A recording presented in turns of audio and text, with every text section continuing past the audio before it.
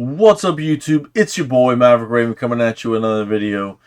And on this one, we're going to be talking about the Alec Baldwin manslaughter case. It's been dismissed. I'm going to be honest with you, I haven't been following the trial that much. I just recently started watching it. It just recently started, obviously, but I just recently started watching it yesterday. And then I found out that I got dismissed. So I'm like, well, what's the point in watching something that's old, right? So let's get to this. This is from the Post Millennium. But before we do, don't forget to like, comment, share, and subscribe. All of that social media stuff really helps the channel, avoid being throttled and helps with the algorithm and all that. Plus, we'd love to have you as the newest member of the flock. The flock is for life. So come fly with us. We'd love to have you. And remember, the air is for everyone. Now, this is not going to be easy. In terms of like sussing out who is the douche. I mean, Alec Baldwin is a douche, but he's been a douche and he always has been a douche. But what happened here is crazy. It says New Mexico judge dismisses involuntary manslaughter case against Alec Baldwin over shooting death of Helena Hutchins, excuse me. Summers dismissed the case with prejudice, meaning that the case cannot be retried.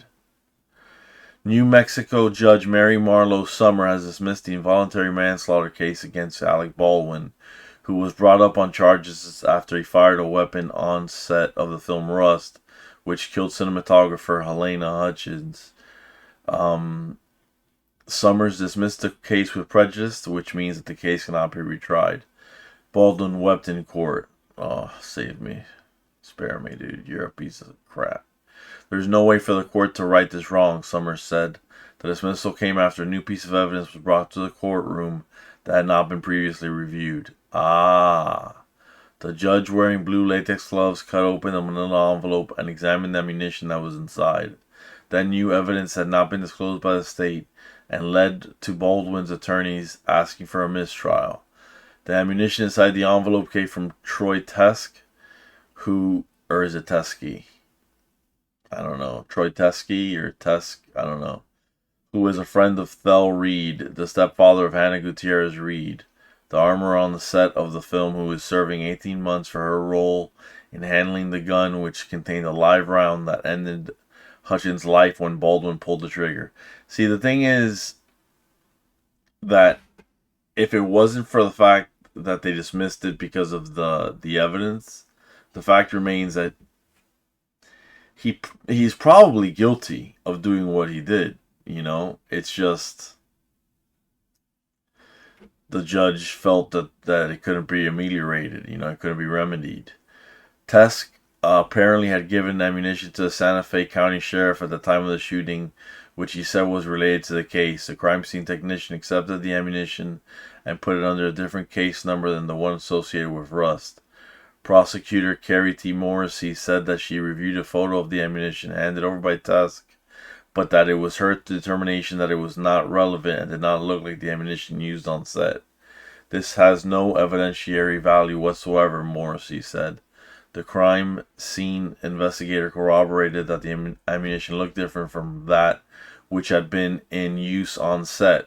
Judge Summer had a different perspective upon seeing the rounds brought by the armorer's stepfather's friend, saying that at least one round looked similar to the ammunition used on set.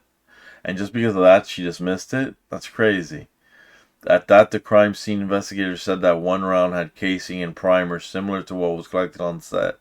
Morrissey said that she had not seen the ammunition in person, nor the crime scene technician's report until Friday morning.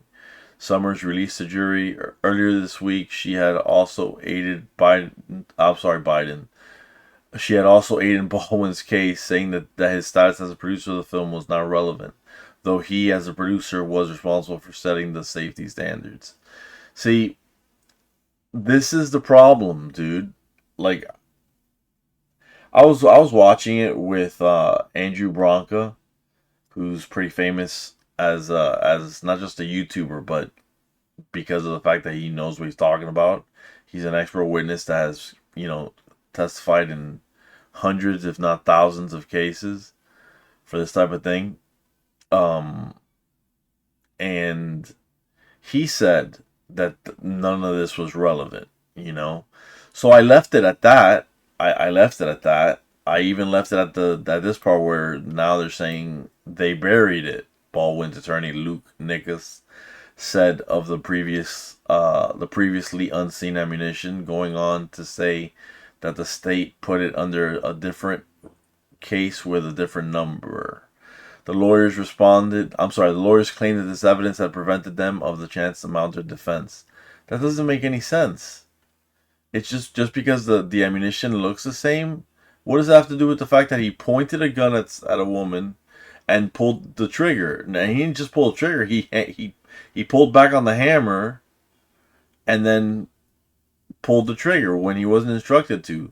How is that? How is that like okay? I don't get it.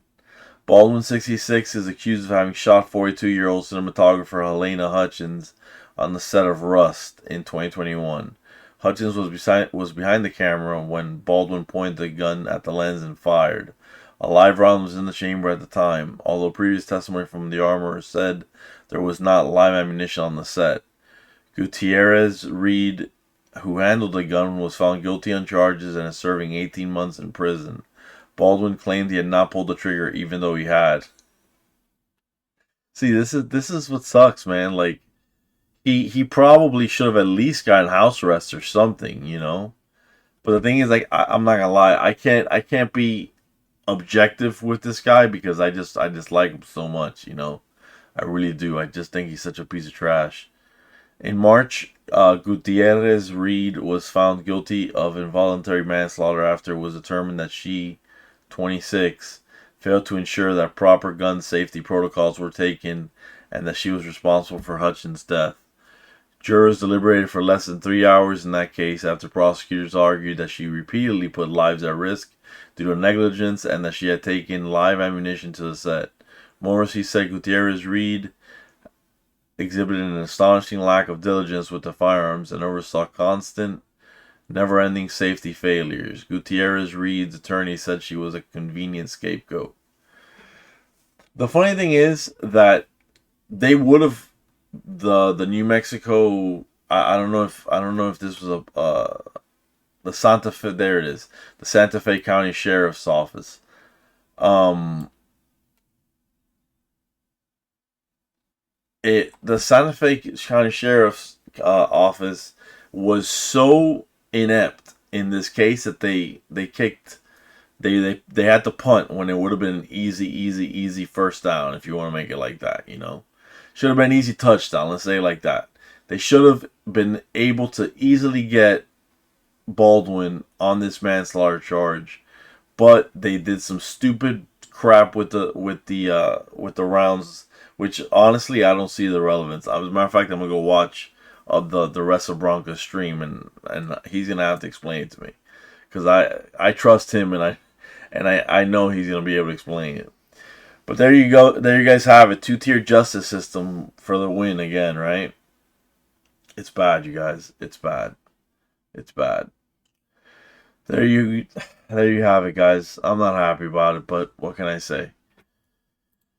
I feel awful for her family too, for Hudson's family. Awful, awful, awful. Anyways, that's the video, you guys. Don't forget to like, comment, share, and subscribe. If not, that's cool too. Thank you for hanging out with me this long. As always, though, stay safe and stay based.